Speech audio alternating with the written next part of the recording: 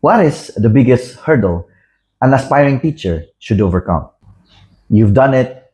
You spent years getting your degree, fueled by 3-in-1 coffee and sheer willpower, and a diet consisting primarily of instant noodles and pure determination. You stayed up late getting your TFL certificate until your eyes look like a bloodshot city map with no urban planning. You perfected your demo teaching videos, performing for your webcam with the forced enthusiasm of a game show host, and finally landed a job offer to teach in Thailand. You've got your contract in your inbox. You're imagining yourself in a classroom in Bangkok or in a quiet school in Isan, sipping Thai tea while your students calling you teacher with a level of respect you definitely haven't earned yet. You think the hard part is over, right? Wrong. You think it's the documents. It's not. You think it's the credentials or finding the right school. No, it isn't. It's not even the lesson plan or the sudden realization that you have no idea how to explain the past perfect continuous to a 7-year-old. In 2026, the biggest hurdle standing between you and your dreams isn't in Thailand. It's right where you are. The Philippine Immigration, the ultimate gatekeeper of your dreams. For those of you who are new to this channel, my name is Philip and I am teaching here in Thailand for a significant period of time. And I want to make a disclaimer. I am not in any way a recruiter. I am not inviting you to do something illegal. And I am not inviting you to ghost your family or to quit your job right immediately. That's very personal and a bold one.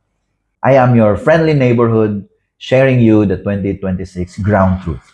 So you don't end up as a cautionary tale on viral videos.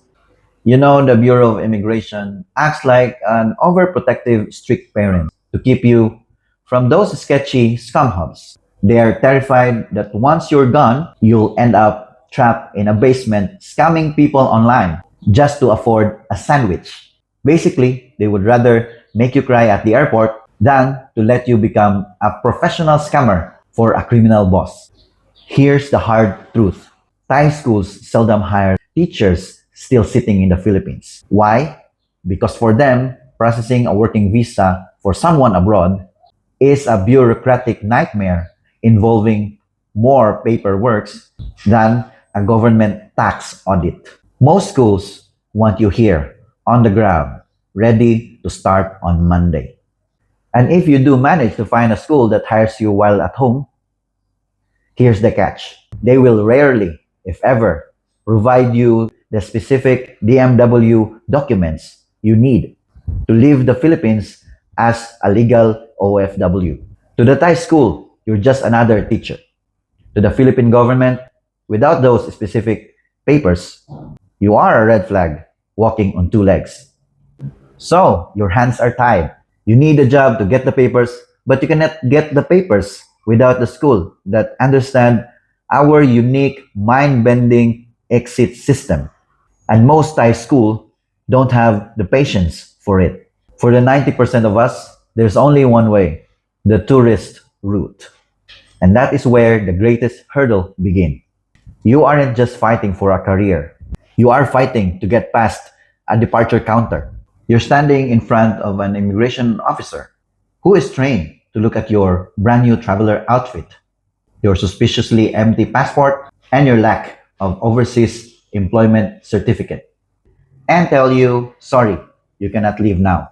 Please step into the secondary inspection room of doom. So how do you overcome the gatekeepers? How do you get away from the Philippine immigration to start your life in Thailand? It's not about lying. It's about strategy. First, you must look the part of a genuine tourist. If you're visiting Thailand, you must know your itinerary. If you can't name a single temple other than the one with the gold, you're in trouble. Know your hotels. Know your plans. If you look like you're moving your entire life in a suitcase, the immigration officer will notice. Next, the documentation. Since the school won't provide you the OFW papers yet, your tourist profile must be bulletproof. You must have a return ticket. Your pinky promise that you will return doesn't count. Next, Show them that you have the reason to return. A bank statement, a certificate of employment, or an affidavit of support. You need to prove that you aren't just running away to join the circus, even if the circus is grade 2 English class. Next is the mindset. Immigration officers look for intent. If you look nervous because you're hiding teaching contract on your carry-on luggage, they will smell the fear. Until you have that work permit in Thailand, you're a tourist. Treat the journey as such. For the love of all that is holy, do not bring your original diplomas on your hand carry. Nothing says, I'm looking for a job, like a transcript of record next to your ticket. The goal is not to escape. The goal is to successfully cross the bridge so you can fix your status legally once you get into Thai soil. In Thailand, you can convert your visa, you can get your NAN-B, you can become a legal worker. But you cannot do anything of that if you're stuck in NAIA Terminal 3, crying while your plane is leaving without you. The road to 2026 isn't paved with documents. It's paved with courage to face the immigration counter without your voice cracking. If you're an aspiring teacher, don't let the fear of being offloaded stop you. Knowledge is power. Watch videos, join communities, and learn the red flags to avoid, like wearing a best teacher lanyard to the airport. So stay smart, stay prepared, and we'll see you in the land of smile. So thank you very much for watching. And if you see me somewhere, come and say hi. This is Philip. See you in the next one.